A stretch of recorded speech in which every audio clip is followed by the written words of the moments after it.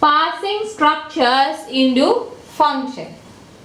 So there are three methods by which we can pass a structure into function. The first method is individual elements of structures can be passed to functions as arguments.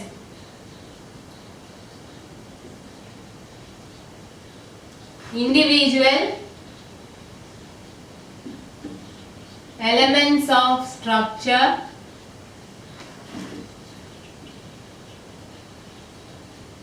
passed as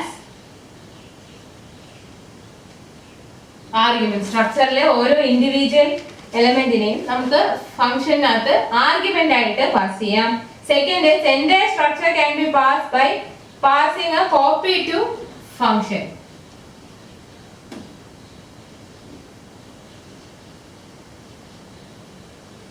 Entire structure passed by passing a copy. ഒരു സ്ട്രക്ചറിനെ മൊത്തത്തോടെ നമുക്ക് ഒരു copy pass ചെയ്ത് ഫംഗ്ഷനിലോട്ട് pass ചെയ്യാം. And the third method is concept of pointers is used to pass structure, in which case function can work directly on structure using pointers. അപ്പോൾ അവിടെ എന്താണ് pointers pass ചെയ്യുമ്പോൾ function can work directly on the structure. അപ്പോൾ ഒരു സ്ട്രക്ചറിനെ ഫംഗ്ഷനിലോട്ട് pass ചെയ്യാൻ there are three methods. മൂന്ന് വഴിയുണ്ട്. First method എന്താണ്? സ്ട്രക്ചറിലെ ഓരോ ഇൻഡിവിജ്വൽ എലമെന്റിനെയും നമുക്ക് ആർഗ്യുമെന്റ് ആയിട്ട് ഫംഗ്ഷനിലോട്ട് പാസ് ചെയ്യാം. സെക്കൻഡ് മെത്തേഡ് എന്ന് പറഞ്ഞാൽ ഒരു സ്ട്രക്ചറിനെ മുഴുവനായിട്ട് നമുക്ക് പാസ് ചെയ്യാം. അതെങ്ങനെ പാസ് ചെയ്യും? അതിന്റെ ഒരു കോപ്പി ഉണ്ടാക്കിയിട്ട് അതിനെ പാസ് ചെയ്യണം ഫംഗ്ഷനിലോട്ട്. പിന്നെ അല്ല, മൂന്നാമത്തെ മെത്തേഡ് ഏതാണെന്ന് വെച്ചാൽ പോയിന്റേഴ്സ് ഉപയോഗിച്ചിട്ട്. അപ്പൊ നമ്മൾ പോയിന്റർ ഉപയോഗിച്ച് സ്ട്രക്ചറിനെ പാസ് ചെയ്യുന്ന സമയം ഈ ഫംഗ്ഷൻ ഈ സ്ട്രക്ചറിലോട്ട് ഡയറക്റ്റ് ആയിട്ട് വർക്ക് ചെയ്യാൻ പറ്റും. So there are three methods for passing structures into a function. First is the individual elements of structures can be passed to the function as actual arguments. Second, the entire structure can be passed by passing a copy to the function. Third, the concept of pointers is used to pass the structure, in which case the function can work directly on the structure. So these are the three methods of passing structures into function. ഇതിനകത്തെ first method അതാണ് most elementary method, in which structure elements are treated like ordinary variables, and second one is a better approach. അപ്പോൾ ഇതിലെ first method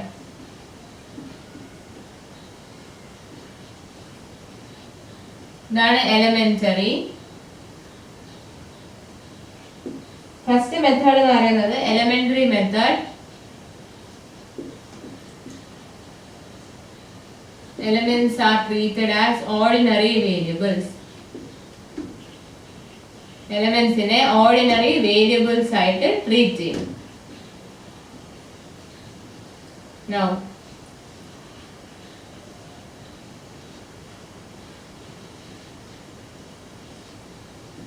second method ആണ് better approach.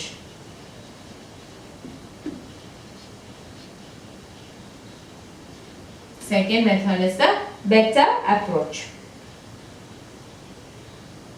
Now let us see an example.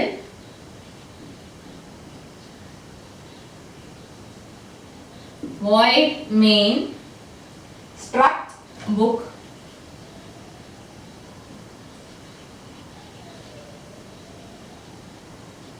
int number char title char author of 30. ഈ structure തന്നെയാണ് നമ്മൾ ഇന്നലെയും പല എക്സാമ്പിളിലും create ചെയ്തത്.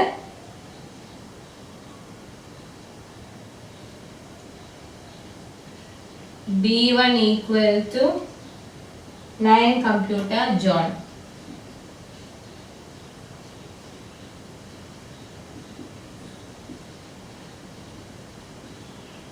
ആദ്യത്തെ സ്ട്രക്ചർ വേരിയബിളിന് നമ്മൾ വാല്യൂസ് അസൈൻ ചെയ്ത് കൊടുത്തു. Now disp of b1 comma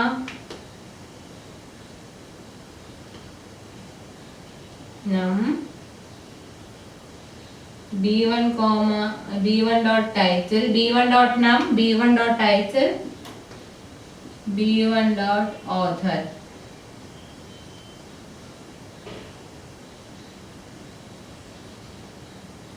ഈ ഫംഗ്ഷൻ എഴുതാം. ഇവിടെ ഫംഗ്ഷൻ കോൾ ആയിരുന്നു. This is function call. This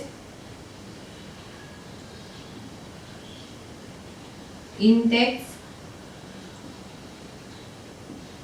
chart ഇതിപ്പോ ഫംഗ്ഷൻ ഡെഫിനിഷൻ ചാറെ Cout x g a. ഇവിടെ എന്താണ്? The members of structure title and author have been declared as arrays and these are passed to function by reference while number is passed to function display by value. ഇവിടെ നോക്കിയേ, ഈ ടൈറ്റിലും ഓതറും ഈ രണ്ട് എലമെന്റ്സും എങ്ങനെയാണ് character array ആയിട്ടാണ് declare ചെയ്തേക്കുന്നത്, നമ്പറിനെ integer ആയിട്ട്. അപ്പൊ അറേ പാസ്ഡ് ബൈ റെഫറൻസും നമ്പറിനെ passed by value. And this approach would become tedious and inefficient when structure size becomes larger. ഇതെന്ന് പറയുന്നത് ഫസ്റ്റ് മെത്തേഡ് ആണ്. ഇത് ഫസ്റ്റ് മെത്തേഡ് ആണ്, അതായത് ആർഗ്യുമെന്റ്സ് ആയിട്ട് പാസ് ചെയ്യുന്നത്. ഇത് ഫസ്റ്റ് മെത്തേഡ് ആണ്. ഇതിൽ ഈ നമ്പറിനെ ബൈ വാല്യൂ, ഇതിനെ രണ്ടിനെ ബൈ റെഫറൻസും, അറേ ആയതുകൊണ്ട് ബൈ റെഫറൻസും നമ്പറിനെ ബൈ വാല്യൂ ആണ് ഫംഗ്ഷനിലോട്ട് പാസ് ചെയ്യുന്നത്. പക്ഷേ ഇതെന്ന് പറയുന്നത് ഇപ്പോൾ കുറച്ച് എലമെന്റ്സേ ഉള്ളത് കൊണ്ട് ഈ മെത്തേഡ് വലിയ കുഴപ്പമില്ല. പക്ഷെ നമുക്ക് സ്ട്രക്ചറിന്റെ സൈസ് വലുതാവും തോറും ഈ മെത്തേഡ് എന്തായിപ്പോവും? ടീഡിയസും ആയിപ്പോവും, ഇൻഎഫിഷ്യന്റും ആയിപ്പോവും. ഒത്തിരി സമയം എടുത്ത് ചെയ്യേണ്ടി വരും. അതോടുകൂടി ആ മെത്തേഡിന്റെ എഫിഷ്യൻസി അങ്ങ് കുറയും. അപ്പൊ ഇതാണ് ഫസ്റ്റ് മെത്തേഡ്, അതായത് by passing elements of structure as argument. By passing elements of structure as argument.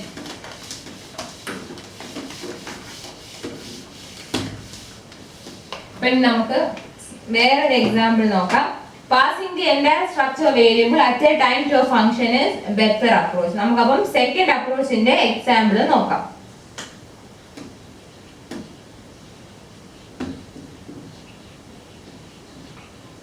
Struct book in number, char title of 30,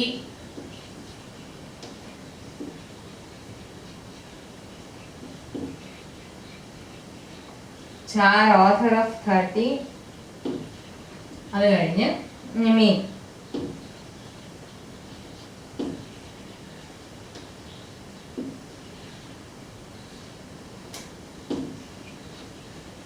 Struct book B1. നമ്മളപ്പോ ആദ്യം ചെയ്ത എന്തായിരുന്നു? Structure type declaration. ഇനി സ്ട്രക്ചർ വേരിയബിൾ ഡിക്ലറേഷൻ ചെയ്യുന്നു.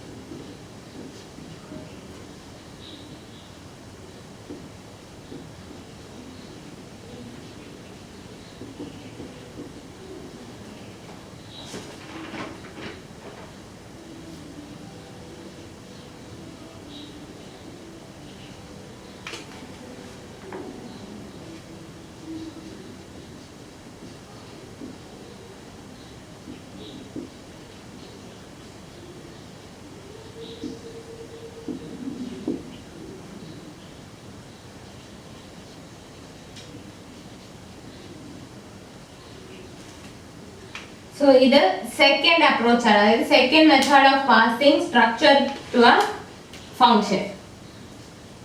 അപ്പോൾ here the structure type declaration is outside and before main, so it is global and available to all functions which follows. ഇവിടെ നമ്മൾ സ്ട്രക്ചറിന്റെ declaration മെയിനിന്റെ ഇടയിലും വേറെ ഏതൊരു വേരിയബിൾ ഡിക്ലെയർ ചെയ്യുന്നതിന് മുമ്പായിട്ട് ചെയ്തിട്ടുണ്ട്. അപ്പോൾ ഈ സ്ട്രക്ചർ ഗ്ലോബലി ഡിക്ലെയർ ചെയ്തുകൊണ്ട് നമുക്ക് സ്ട്രക്ചർ ഡിക്ലറേഷനെ ഫോളോ ചെയ്യുന്ന ഏതൊരു ഫംഗ്ഷനിലും നമുക്ക് ഈ സ്ട്രക്ചറിനെ യൂസ് ചെയ്യാൻ പറ്റും. ഇനി ഇത് function process is declared as of structure type book and its argument is also of the same type. ഈ ഫംഗ്ഷനെ നമുക്ക് ഡിക്ലെയർ ചെയ്യണം. അപ്പോൾ ഫംഗ്ഷനെ എങ്ങനെയാണ് ഡിക്ലെയർ ചെയ്തിരിക്കുന്നത്? Using the statement struct book process. അപ്പോൾ ഈ ഫംഗ്ഷനെ എങ്ങനെയാണ് ഡിക്ലെയർ ചെയ്തിരിക്കുന്നത്? സ്ട്രക്ചർ ടൈപ്പ് ആയിട്ടാണ് ഫംഗ്ഷനെ ഡിക്ലെയർ ചെയ്തിരിക്കുന്നത്. ഫംഗ്ഷന്റെ ഡേറ്റ ടൈപ്പ് എന്ന് പറയുന്നത് സ്ട്രക്ചർ ടൈപ്പ് ആണ്. നമ്മൾ സാധാരണ ഒരു ഫംഗ്ഷനെ ഡിക്ലെയർ ചെയ്യുന്നതെന്ന് പറഞ്ഞാൽ അത് റിട്ടേൺ ചെയ്യുന്ന വാല്യൂവിന്റെ ടൈപ്പ് ഏത്, ഡേറ്റ ടൈപ്പ് എന്താണോ ആ ഡേറ്റ ടൈപ്പ് ഉപയോഗിച്ചായിരിക്കും ഒരു ഫംഗ്ഷനെ നമ്മൾ ഡിക്ലെയർ ചെയ്യുന്നത്. ഇവിടെ എന്താണ് സ്ട്രക്ട് ബുക്ക് പ്രോസസ്? അതിന്റെ അർത്ഥം എന്താ? ഒരു സ്ട്രക്ചർ ടൈപ്പ് ആയിട്ടാണ് നമ്മൾ ഈ ഫംഗ്ഷനെ ഡിക്ലെയർ ചെയ്യുന്നത്.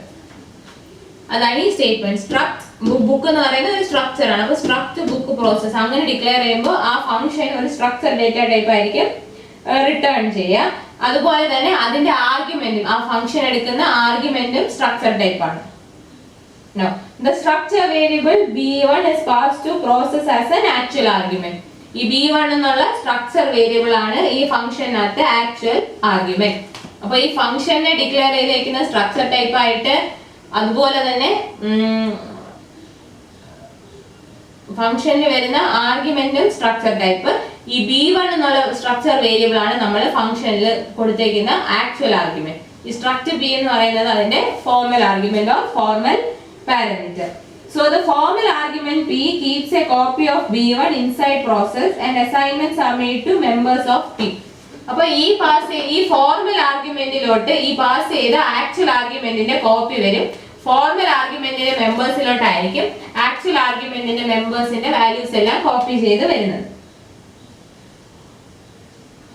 And the variable p is returned to the calling function. അതിട്ട് ഈ ഫോർമൽ പാരാമീറ്റർ അല്ലെങ്കിൽ ഈ ഫോർമൽ ആർഗ്യുമെന്റ് ആയിരിക്കും റിട്ടേൺ ഫംഗ്ഷൻ വഴി റിട്ടേൺ ചെയ്യുന്നത്. അപ്പോൾ ഈ റിട്ടേൺ ചെയ്യുന്നത് എന്ത് ടൈപ്പാണ്? സ്ട്രക്ചർ ടൈപ്പാണ് റിട്ടേൺ ചെയ്യുന്നത്.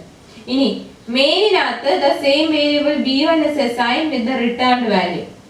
അപ്പോൾ മെയിനിനകത്ത് ആ ആക്ച്വൽ ആ സ്ട്രക്ചർ വേരിയബിൾ b1 തന്നെയാണ് റിട്ടേൺ വാല്യൂ നമ്മൾ അസൈൻ ചെയ്യുന്നത്. സോ ഇതിനെ നമുക്ക് എങ്ങനെ പറയാം? The structure variable b1 is passed to the function process, corresponding formal argument is modified and returned to the variable b1 in main. അപ്പോൾ ഇവിടെ എന്താ ചെയ്യുന്നത്? സ്ട്രക്ചർ വേരിയബിൾ b1നെ ഫംഗ്ഷനിലോട്ട് പാസ് ചെയ്യുന്നു. അതിനെ എങ്ങോട്ട് കോപ്പി ചെയ്യും? അതിനെ ഈ ഫംഗ്ഷനിലോട്ട് പാസ് ചെയ്യുമ്പോൾ അതിന് കറസ്പോണ്ടിങ് ആയിട്ടുള്ള ഫോർമൽ ആർഗ്യുമെന്റിനെ മോഡിഫൈ ചെയ്യും. ഫോർമൽ ആർഗ്യുമെന്റ് എന്ന് പറയുന്നതാണ് p ഓഫ് ടൈപ്പ് സ്ട്രക്ചർ. അപ്പോൾ ഫോർമൽ ആർഗ്യുമെന്റിനെ മോഡിഫൈ ചെയ്തിട്ട് ഫംഗ്ഷനിലോട്ട് പാസ് ചെയ്യുന്നു, ഫോർമൽ ആർഗ്യുമെന്റിനെ മോഡിഫൈ ചെയ്യുന്നു, എന്നിട്ട് ആ വാല്യൂ ഈ വേരിയബിൾ b1ലോട്ട് തന്നെ മെയിനിൽ റിട്ടേൺ ആവും. സോ ഈ മെത്തേഡ് ആണ് efficient method to pass a structure into function. There are three methods to pass structures into function. First one എന്ന് പറയുന്നത് ഇൻഡിവിജ്വൽ എലിമെന്റ്സ് ആയിട്ട് നമ്മൾ ഇൻഡിവിജ്വൽ എലിമെന്റ്സിനെ ആർഗ്യുമെന്റ് ആയിട്ട് പാസ് ചെയ്യാം. സെക്കൻഡ് മെത്തേഡ് എന്ന് പറയുന്നത് നമ്മൾ ഒരു എൻറ്റയർ സ്ട്രക്ചറിനെ പാസ് ചെയ്യണം, അപ്പോൾ അതിന്റെ ഒരു കോപ്പി ക്രിയേറ്റ് ആവും. തേർഡ് എന്ന് പറയുന്നത് പോയിന്റർ ഉപയോഗിച്ച്. ഫസ്റ്റ് മെത്തേഡ് എന്ന് പറയുന്നത് എലിമെന്ററി മെത്തേഡ് ആണ്. അത് കുറച്ച് ഇൻഎഫിഷ്യന്റും ടീഡിയസും ആവും. ഒത്തിരി വലിയ സ്ട്രക്ചർ ആണ് നമ്മൾ യൂസ് ചെയ്യുന്നത്. അപ്പോൾ സെക്കൻഡ് മെത്തേഡ്, അതായത് ഇപ്പോൾ എഴുതിയിരിക്കുന്ന എക്സാമ്പിൾ, ഈ സെക്കൻഡ് മെത്തേഡ് ആണ് എഫിഷ്യന്റും നമ്മൾ സാധാരണയായി യൂസ് ചെയ്യുന്നത്. So this is how you pass a structure into a function. ഒരു സ്ട്രക്ചറിനെ എൻറ്റയർ ആയിട്ടൊരു ഫംഗ്ഷനിലോട്ട് പാസ് ചെയ്യുമ്പോൾ ആ ഫംഗ്ഷൻ നമ്മൾ ഡിക്ലെയർ ചെയ്യുമ്പോൾ സ്ട്രക്ചർ ടൈപ്പ് ആയിട്ട് ഡിക്ലെയർ ചെയ്യണം. സ്ട്രക്ചർ ടൈപ്പ് ആയിട്ട് ഡിക്ലെയർ ചെയ്താൽ മാത്രമേ ആ ഫംഗ്ഷൻ ഒരു സ്ട്രക്ചർ വാല്യൂ റിട്ടേൺ ചെയ്യാൻ പറ്റൂ. അതുപോലെ തന്നെ സ്ട്രക്ചറൽ ആ ഫംഗ്ഷൻ എടുക്കുന്ന പാരാമീറ്ററും സ്ട്രക്ചർ ടൈപ്പ് ആയിരിക്കണം. ഫംഗ്ഷൻ എടുക്കുന്ന പാരാമീറ്ററും സ്ട്രക്ചർ ടൈപ്പ് ആയിരിക്കണം. അത് റിട്ടേൺ ചെയ്യുന്ന വാല്യൂ അപ്പം സ്ട്രക്ചർ ടൈപ്പ് ആയിരിക്കും. This is how you pass a structure into a function. Now let us see what are the various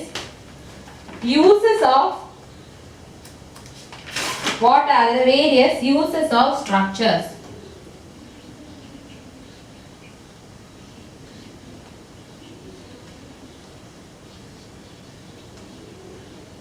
Uses of structures. First one, drawing graphical objects. Graphical objects വരയ്ക്കാനായിട്ട് നമുക്ക് structure use ചെയ്യാം. Drawing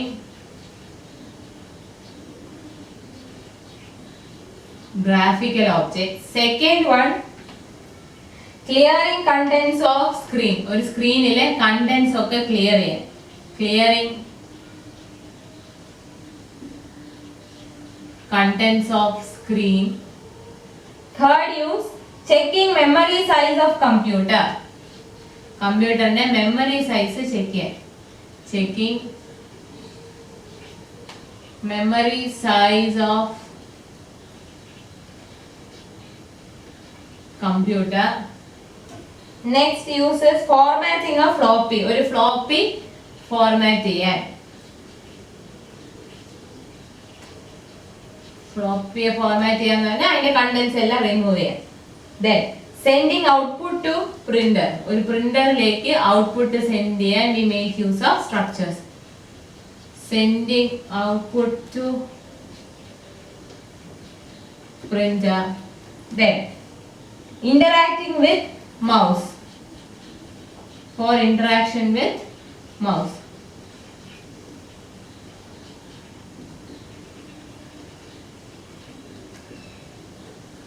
Then last, displaying contents of a disk. ഒരു ഡിസ്കിന്റെ contents display ചെയ്യും.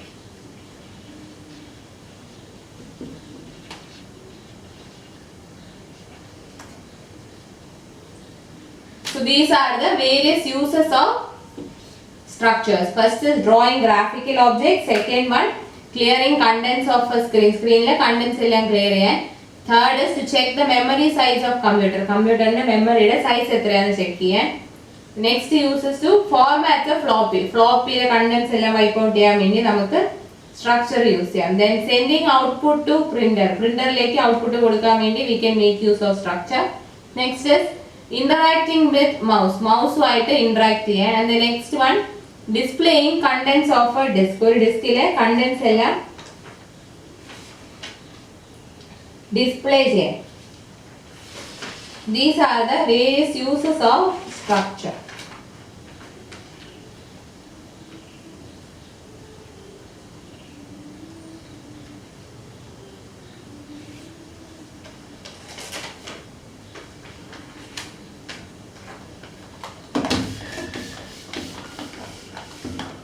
So നമ്മൾ how passing structures into function നോക്കി, അതിന്റെ example നോക്കി, പിന്നെ സ്ട്രക്ചേഴ്സിന്റെ യൂസസ് എന്താണെന്ന് നോക്കി.